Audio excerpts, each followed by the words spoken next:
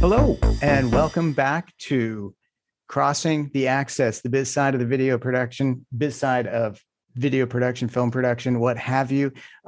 Today, we have a very special guest that I am just so excited about. We have Tony Fulghum of so many things, from world famous to now his present operation, all as well. He's a writer, he's a director, he's a musician, a commercial director. He's worked with T-Mobile, Washington Lottery, Nordstrom, Nokia, Budweiser, Brooks, Pemco. The list goes on. But in addition to doing all that, he's also written and produced a number of short films that gotten acclaim and laurels from everywhere, from SIF to Nashville to Brooklyn. He's truly the exemplar of someone that is doing it all on the commercial and the the private, the creative, the we just call it original content. There you go, original content side of things. There's Tony, and Tony, thank you for joining us. Yeah, thanks for having me. I appreciate it. Yeah. It's always nice to get an intro when someone like digs in and does some research and is like, which parts of my life stick out? Whichever ones you put on your website. Right. That's pretty much how it works. Whichever ones your BizDev guy puts on the internet. Your LinkedIn profile. I don't know. Yep. Yeah. Well, let's just turn it over to you. How did you get into this? Music is how I got into this. Yeah. I played in bands in Seattle from 1987 through, I guess, in 98, I got into a band and I got turned on to Tom Waits. Like I knew who Tom Waits was, but I really got into Tom Waits in my late 20s. And someone said, "Oh, have you ever seen the movie Down by Law?" And so I watched Down by Law the same month that I watched The Ice Storm by Ang Lee. And those two movies were basically the reason I went to film school. It's like when I saw Down by Law with Jonathan Lurie and Tom Waits and Roberto Benigni, I was like, someone's actually making the kind of movies that I would like to make, right? Yeah. Not the kind of movies necessarily that I like to watch, although Jarmusch definitely makes those. At that point in my life, I was like, I was the only one of my buddies that liked watching the weird indie shit. And when someone pointed out that movie to me, I was right around the time I saw a New York Film Academy ad on the back of Movie Maker magazine. I had been futzing around with Super 8 and VHS films, making them with, just art films with the bartenders I worked with. And but when I saw Down by Law, the timing was right. And I went off to New York for a summer. And when I came back, I fully intended to go back to bartending and maybe, pick up some, just basically do little indie shorts and things like that. But I stumbled into the job of head editor and eventually director, was directing stuff at Digital Kitchen. And Nice. Yeah. And from there, big there, I did Digital Kitchen for 2 years. Paul Matthias was a huge mentor for me and like gave me an opportunity when no one should have, because I couldn't even turn on a computer at that point. And within 2 years, I was editing and directing. I moved to LA and did a 2-year stint at Imaginary Forces, and then I freelanced around LA for a while at You and Company and Fuel and all the really design heavy creative shops. Yeah. And then I got offered a job to be one of the editors on The Matrix 2 and 3. And which would have been a path towards, exactly where I wanted to go. But I just had, my daughter had just been born. And, the guy was really honest with me. He's like 6 days a week, 18 hours a day. And I was like, can't do it. And my wife and I talked about it. I was like, if I can't do that, then why are we in LA? So we came back to LA and I, within a year, I started World Famous and ran that for 10 years. Well, I'm so glad that you skipped out on Matrix 2 and 3, because if you'd edited those, I think we could have just quit right now. I mean, those are just terrible. I'm really excited about the new one though. The new one, I don't know. I thought the trailer for it looked really cool. So I'm kind of, I might be an indie film lover and love the high auteur, Oscar winning, actor performances, but I love Keanu Reeves. Yeah. Oh, God, so yeah. like, what's that? Me and my 13-year-old kid. I mean, my 13-year-old kid, he's just like, Keanu's just he's just different, Dad. He's just cool. And his new look is cool. I'm like, what do you mean his new look? His old look. And I'm like, yeah, he's Yeah. got a good old look as well as a good young look. And hey, did you go to, was it NYU that you did your summer No, program at? I did a 3 month summer program at New York Film Academy, and back then Okay. Okay. it was before they were accredited and putting out full Right. 4-year programs. But when Yeah. I was there, it was basically day two. We had a 16 millimeter camera in our hand, and we Right. were loading Right. it, going out and shooting. And it was just all about writing and shooting and actors. It had very little Yeah. to do with the movie business. It was just Right. all about getting a story from your head to the Yeah. paper, and then Yep. from paper to the screen. Yeah, I did NYU's summer program exactly the same. We're shooting with old Airy like Yep. tanks, and I encourage people to do that.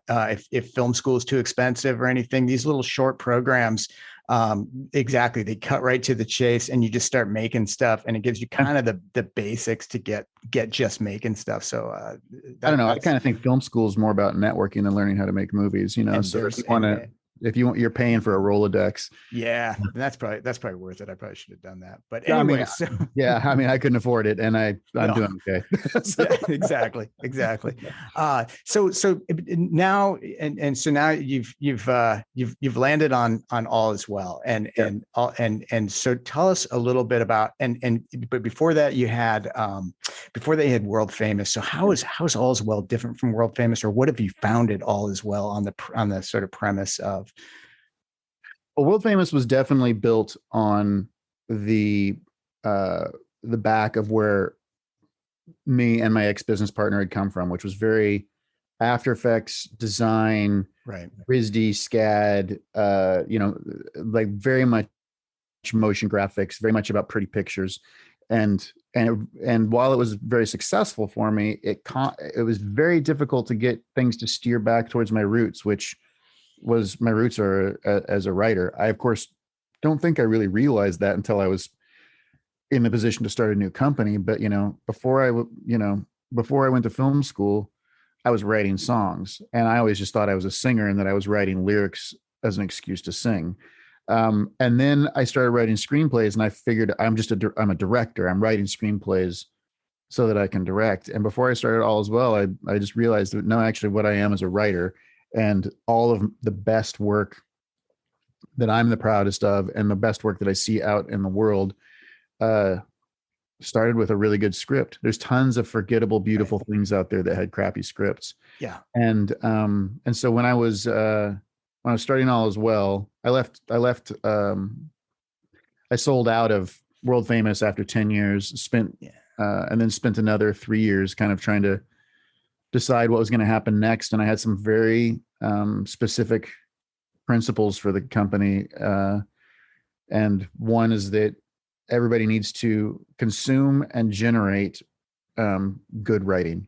I mean, Beautiful. if you're a Yeah. producer and not a writer, or then at least be a really good critical reader. Yeah. And so and there's a reason for that. I think that in writing, um, that's where you find out things about yourself. That's where you find Mm. out things about other people. It's where and so at that stage in the game when you're not worrying about how to accomplish something, where you're just getting the story out of you and onto the page, it takes a lot of practice. It's not, I don't think it's easy, but it is where you find the humanity in anything that you're building, right? So if you're going to write a screenplay, even if it's a cheesy action film, if you don't have a connection to the individual human stories in there, it's worthless. I mean, uh, you can take something as stupid as Point Break or Die Hard. I'm just going to go back into the Keanu Reeves thing. Point Break Yeah. is a dumb movie, and it is one of my favorite movies of all time. Right. And it's because for some reason, uh, you give a crap about the characters. They're written just well enough that the Right. relationship between Johnny and Bodhi means something, right? Like, Yeah. so it really is like, and if you translate that to a commercial production, it doesn't matter what stupid widget you're selling. Um, I'm not interested in doing it unless I can find some humanity in it, and that starts with the writing. Right, man. That sounds amazing, and you really see it in the work. I first of all, I know what you mean about motion graphics and visual effects going down that road can just eat you up, right? I mean, it can Mhm. just suck you in, and suddenly that's all you're doing. It's what you're known for. I mean, a niche is great, and it can be very financially successful, but be careful Yeah. because it does start, directing. And we for a while at Handcrank had this incredible visual effects guy, and we were getting all this fabulous work. But soon enough, they didn't want the rest of us. They all just wanted the Yeah. visual effects work. But so looking at all as well as current, work, it obviously reflects exactly what you're talking about. I'm thinking about the Budweiser campaign, where they're really just these wonderful stories that are really painted very beautifully. And one thing I noticed about your work, it's funny, you talk about being a writer, but it's actually, I see so much of your work that's actually, there's not actually a lot of talking in a lot of it. It's quite visual. There's amazing sound design as well. But you definitely do. And there's that one, the one short film. Now I'm kind of jumping all over the place, that has very, very little. The one with the guy with the record and the couple breaking up Yeah. outside his window. I'm sorry, I don't remember the name of it, but Secret. Secret. Yeah. And you really rely heavily on the visuals to tell your story. So it's not necessarily the dialogue, is it? No, right. It's a dialogue is maybe the last 3% of writing. That's cool. Like, Yeah.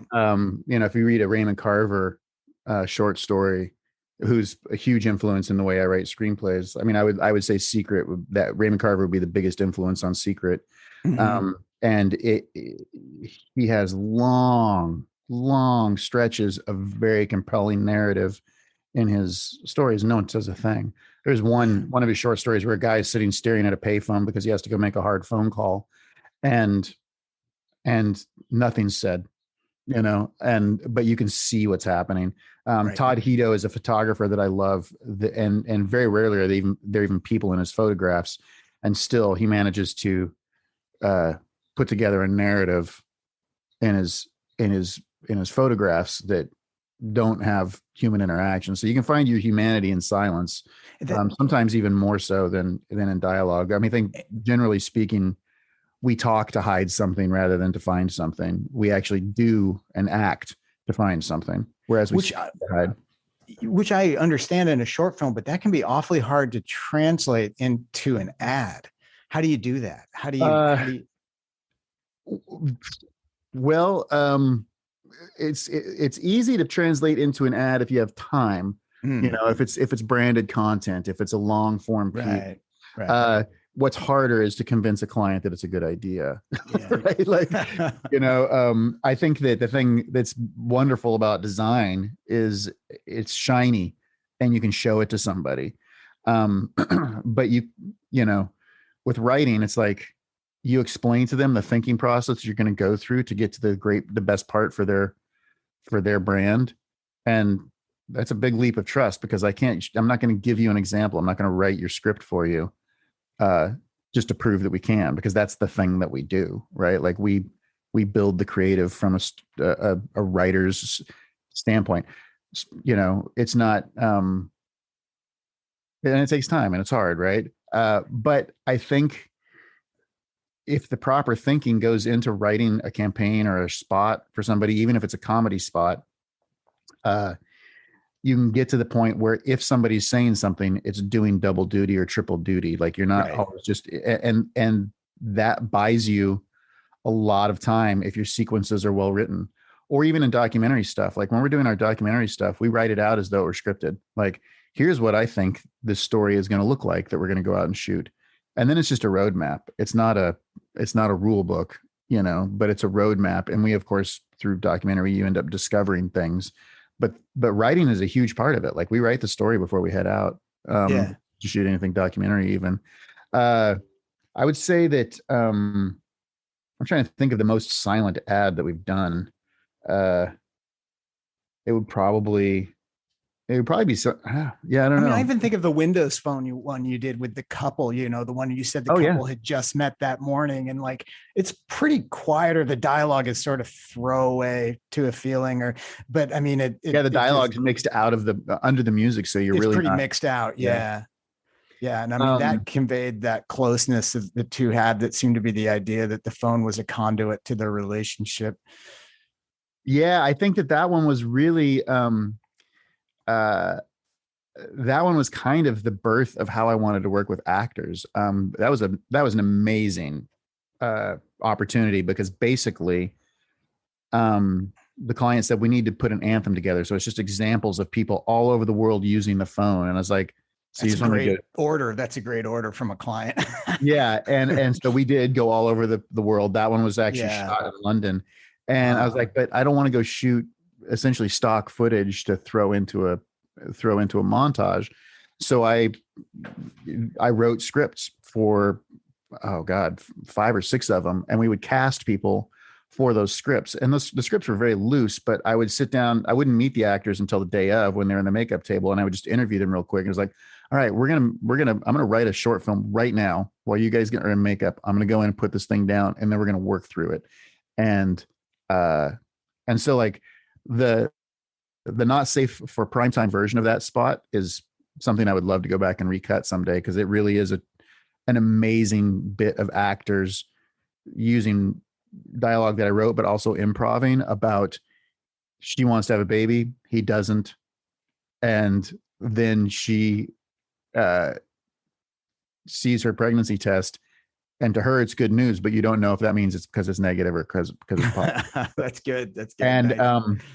and the actors totally dove all the way in, man. I mean, it was good stuff that was way outside the scope of a Right. Windows Phone spot. Right. But we weren't asked to write spots for that. We weren't asked Yeah. to direct spots for that. But totally informed the montage, and they ended up using them. They're like, Yeah. holy crap, that's what you did to get our montage footage. I was like, yeah, I'm not going to go sit in a apartment for 3 hours just shooting stupid stuff. Shooting people playing on phones. Right. Yeah. Yeah. I mean, we shot that whole thing in, I don't know. I think we shot that thing out in 3 hours. Like we lit the bedroom, shot the bedroom, went into the bathroom, shot the bathroom, and it was done. And we had a 30-second spot. I think she think that's a 60-second spot, Yeah. and we ran Yeah. it. So Yeah.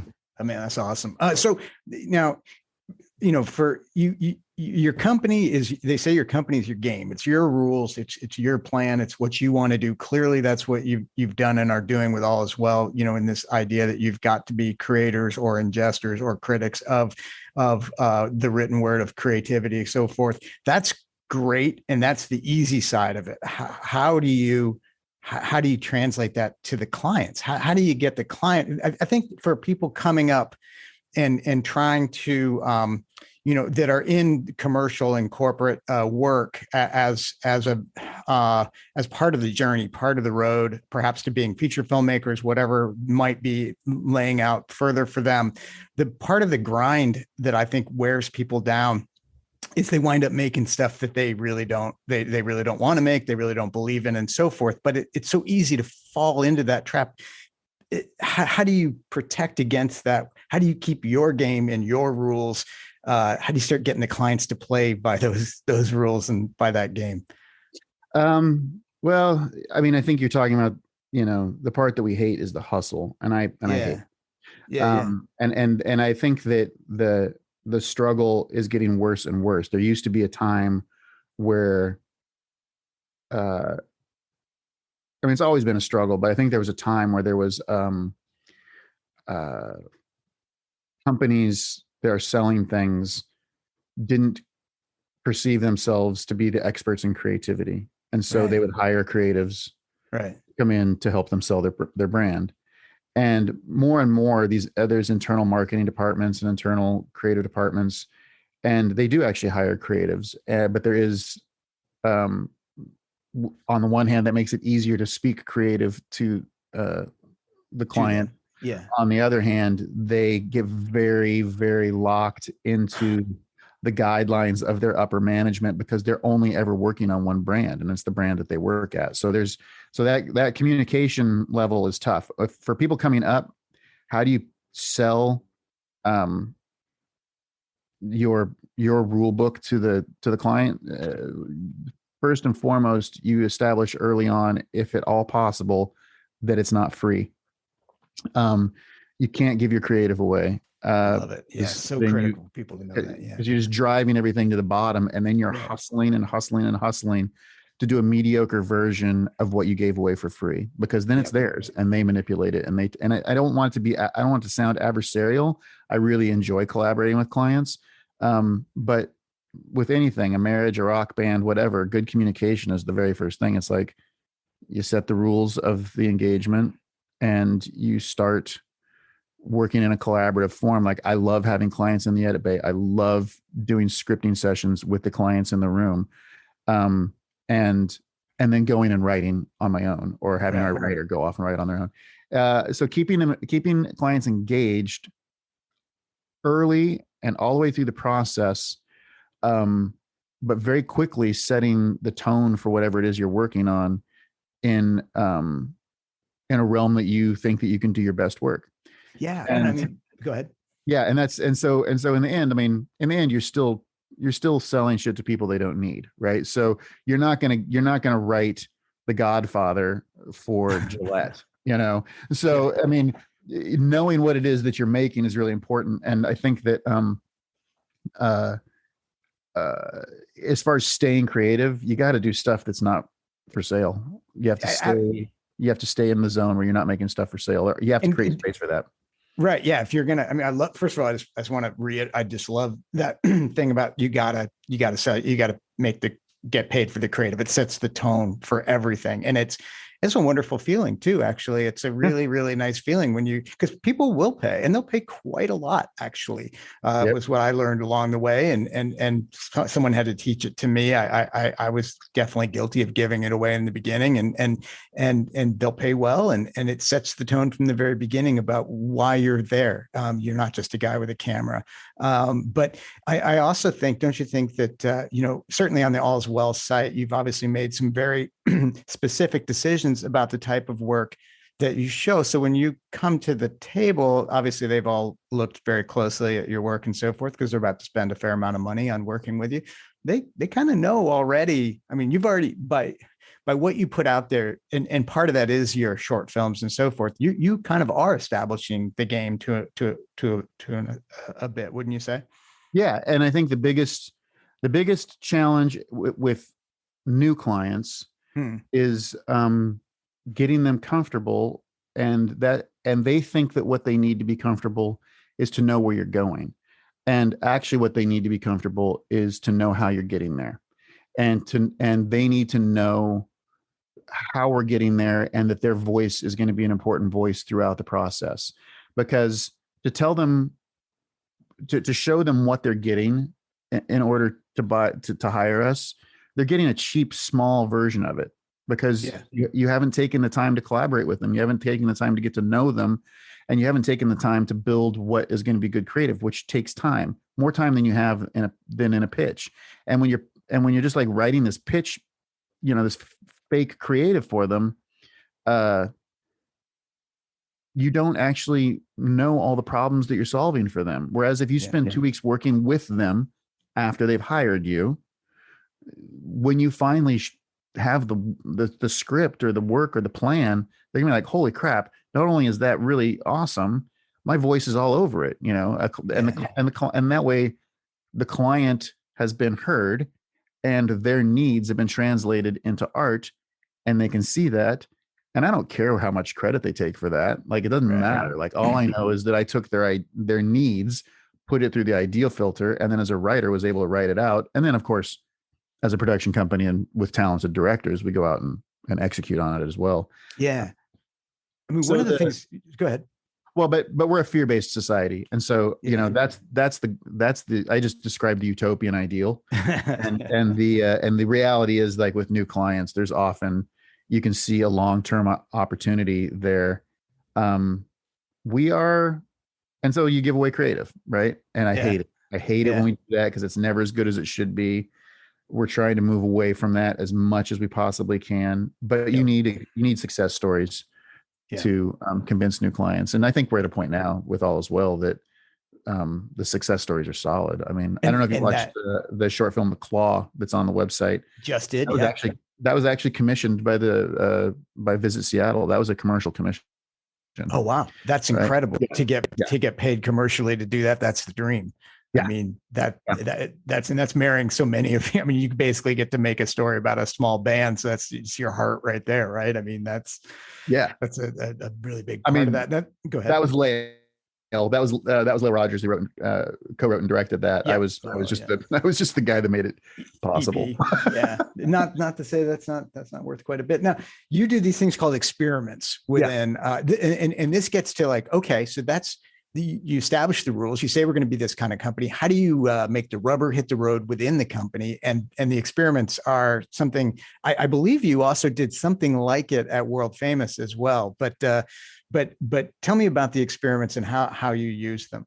Well, the experiments are definitely an evolution of the assignments that I did, the executive producer and I launched at World Famous. And the assignments were all process oriented. It's like, you have to do something. It doesn't have to be finished. It doesn't have to be good even. It just has to be the process of having an idea and executing on it and sharing it with your peers and taking critique. That was the whole idea around the assignments. So when you looked at the assignments, it was a full body of work. Nothing individual in there should have been awesome. We didn't dedicate the resources to it. So it was its own sort of very successful program at that company to keep people creative. But when I started All As Well, I was like, I wanted to focus it and get it more into exactly what we were talking about doing it All As Well. And so the experiments, the way that works, and we've had them on ice just because through the pandemic and stuff, because everybody's got stuff they got to focus on to stay alive. But we're bringing them back, and what it is it's just a weekly writing assignment. So we would come together every Thursday with a new 1-page script. They had to be 60 seconds or less. The only criteria for them is that they are well written, and they ladder up to the final thing that you see, which is an animated logo that says All As Well.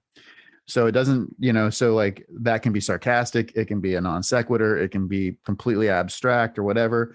But all of those experiments are essentially commercials for a company that thinks that writing a good script is the key to what we do. So how do you show connect the dots with, like, okay, let's take one. You got a kid running through the sort of snowy woods. I'm not sure where you shot it, maybe around here. And he's kind of just in wonder, right? He's like in wonder of like the beauty of nature. And then he's just like staring at a tree, and then it's like All Is Well. Yeah. So there's two ways to look at that. There's that one, which was your interpretation of that was probably where it ended up. The intention of that was shit's scary, but still when you turn around and look at it, it's beautiful, right? So it's a lot about contradictions. But there's no dialogue. It's a sequence and music. The thing, like, I wrote the music on that and recorded it, and it was very minor at first, and then it went very major, and then I tried to find someplace in between because I didn't want to hit the scary aspect too hard. I really wanted the hopeful aspect to be more. I spent more time futzing around with the music than I did shooting and editing the thing, right? So, but yeah, I think that's exactly that's a perfect example. I think the other one that's that I'm really there's two more that are good examples. The one where the two explorers are trying to find something, and they're having this big argument on the way. The dialogue is really well written. It's very funny. It's well acted. The lower guy reminded me of that guy on Billions. I don't know why, but both of them are named Ian. They're both fantastic actors. Good actor. The tall one was the bass player in The Claw, right? So that one is just a really good example of love and hate in 60 seconds. Like, these two men clearly love each other because they've just traveled up a mountain, and they hate each other because one's hubris and one's willingness to give up, and a big aha, I told you so moment at the end. And we don't know what any of it is, right? All we know at the end is that All Is Well. So it is just this writing exercise, this snippet of humanity. Well, I took away from it that I thought that other guy that wouldn't go up to the top of the mountain probably went and killed himself or something like that, just at the very last minute. And he almost was there, but your more optimistic fella, he made it over the top of the mountain and found the promised land. So, I mean, they just are wonderful bits that I love their openness to interpretation. I can't help but think that potential clients, and forgive me for going to the mercenary side of this, but I just see it as a great vehicle for potential clients to say, we got this new truck and we got to get something kind of different in here. We don't have the same old shit. And so, we need to be like, if you can see it, you can believe it, you can do it. This is what the truck's all about. Probably not the truck ad, but, and some guy sees this and all of a sudden you're working on that as your next piece and you're already at the helm creatively from the very beginning. It's a very cool way to go. I mean, really kudos to that idea and that thinking and the discipline, because I think that's what people don't realize, the discipline it takes to actually get down and make the fuckers, right? Like, I mean, that's hard to do. That Explorers one was, I mean, I think I ran boom up on that one. Right. Like, you've made it. And we drove to the top of Quartz Mountain, which is no easy mountain to get to, but I knew that what Lael was looking for was at the top of Quartz Mountain because I spend a lot of time in the mountains. And so, we used everything we had to go up and shoot it. Sure. Yeah. It didn't cost much in anything other than a lot of sweat equity. And it's, you got to really want it. Right. Yeah. You'd be surprised at how many new clients mention the experiments first. I'm sure they do, because it's something that really separates you and makes it clear what your priorities are. Folks, if you haven't seen, you got to go to allswellstudios.com and you have to take a look at these as a way, so many times people gripe to me about the business. Oh man, it's just a grind. It's just grinding me. It's just working me down. And I so often think it's because you're letting it grind you a little bit, and you got to just like, you got to take helm creatively. You got to take helm in how you're moving forward in your commercial and paid life, and this is a beautiful way to do it. And I'm sure it really brings your people together tremendously. Am I right? Like, yeah, it does. I think that, so retention of really strong creatives means that you value and support and create opportunities and space for them to be creative as often as possible. It's more important for me to create space for our creative directors to go do their experiments than it is for me to go do them. Right. As much as I love going out and shooting them.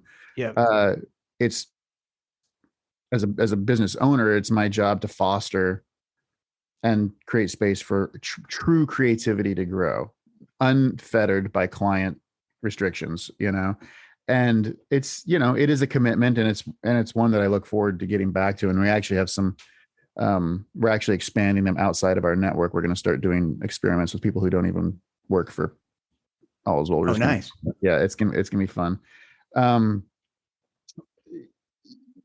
I think that, I mean, it's building a creative company, staying creative, making money at it, is, so many of the angles of all of those things that you need to accomplish are in conflict with each other all the time. And it's very easy to just stop taking care of the things that don't have a direct line between making it, yet are the creating heart it and revenue. And yet they're the heart. They're the thing that's the whole engine, the reason for being, why you're doing it, etc. So, man. I mean, like, honestly, I'm a socialist who works in advertising, right? So the contradiction there, if it's not obvious to anybody that's listening, it should be. Like, well, I mean, it's all, I mean, advertising is the propaganda machine for capitalism, right? Like, so, we know what we're making. We're not fooling ourselves into knowing what we're making. And I think our job, we live in a capitalist society, in a capitalist world, a global economy that is based in capitalism. And all of us, no matter what we're doing for a living, are involved in that situation. And I think that the way we move it, at least in a positive direction, if not toward socialism, the way we move it in a positive direction is to make sure that any of the things that are being generated under the umbrella of that economic system have humanity in them and remind us Absolutely. of our humanity. And so that's kind of our goal. And to do that, we have to keep working on purely creative stuff. So we have to remember that the stuff that doesn't directly generate revenue is as important as the ad we're writing for, Gillette or Right. Philips. Right. Right. Absolutely. So, okay. So we got to wrap up. What are you excited about right now? What's going on right now? What are you looking for visually, story wise? What's turning you on that you're seeing out there? What new projects? I know you've got a couple of things in the hopper, some series or even a feature film. Can you just tell us a little bit about that? Yeah, we're in development on 3 different feature scripts, and then Lael, our creative director who started the company with me, she's got a really ridiculously dark short film that we're in pre-production on, and it really takes a stab at influencer culture, and we're really excited about that. It's a bit of biting the hand that feeds us, but I think people like that too. We're able to poke fun at ourselves.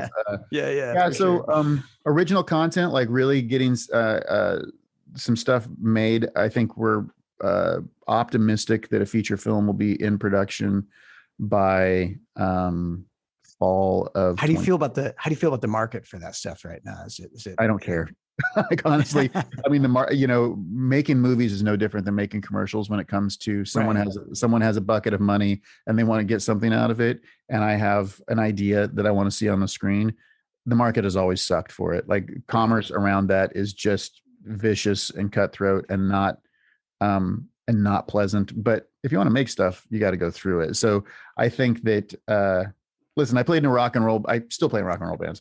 The last one, the most successful one I was in, we could sell out our local clubs. We got to open up for Sun Volt and, do all the fun stuff, play on the radio and things, but never were we going to be rock stars. And the mantra was, we want to be successful enough at it to keep doing it.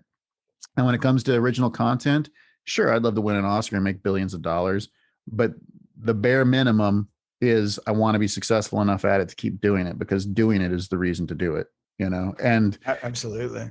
I mean, it just seems like it just seems like today there's just a lot of avenues that just need a lot of content. Like, there's just so many channel stations, all kinds of stuff. So I just meant, like, is there maybe a little more opportunity in some ways? You market yourself as a pragmatic optimist, which I think you kind of have to in this. And I'm kind of, can you define that real quick? Just what does that mean? You're a pragmatic. I actually believe in the best of humanity, but I'm also not a Pollyanna or full of toxic positivity. I mean, sometimes shit just sucks, and I'm optimistic that we will be able to get around it. And I'm also optimistic that I'm going to, if I'm going to celebrate the end of the world as optimistically as I can, but I'm not a fool to think that it's not going to happen. Right.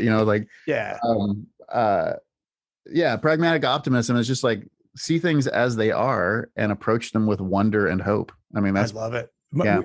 Chris Donaldson, we mentioned him, one of my best friends, past partner at Handcrank. He started a group called Radical Optimists. And I want to get you both on the show and sort of debate radical versus pragmatic optimism. I think that would be a fabulous show. There would be more overlap. I think there would probably be more overlap, but the place where we would diverge would be very interesting to have a conversation. That's what I'm talking about. I think it'd be really cool because I'm so into optimism myself. I think it's like, if you're not an optimism, just go jump off a building right now, because that's but yeah, this has just been fantastic, Tony. I just think you're such an example to folks that you can bridge it, man. You can do it. And I know it probably doesn't feel that way every single day, but honestly, looking at it from the outside, it gives me a lot of hope that you can both be original content, as you say, and also be able to make a living, do commercial stuff that's actually quite humane and quite beautiful as well. And I think that for a lot of folks starting out, it's easy to get trapped in feeling that you've got to just produce one more talking head and B-roll piece for no really good reason, and that there are other ways. And sometimes it just takes folks that are out there like yourself that have shown, hey man, this works. You can make it this way. So I really appreciate you for being that. Thank you very much. And again, thank you. I appreciate that. That's nice to hear. Yeah. And thank you. So folks, alliswellstudios.com, you can see the experiments. You can see all kinds of stuff there. And you can also look at Tony Fulgham. What's your personal site again? It's like Oh, TonyFulgham.com? unmaintained is what it is. Unmaintained. There you go. Well, that's pretty cool. It's TonyFulgham.com, but I think that you'll probably learn more about me and all as well. All as well is the place. It's what's going on. Yeah, cool. Well, we'll be looking for that stuff from you coming up. And again, thank you so much for joining us. From my pleasure. Yeah, appreciate it. All right, we'll talk soon and see you around. So thanks very much. Bye bye. Thanks a lot, man. Talk soon. Bye.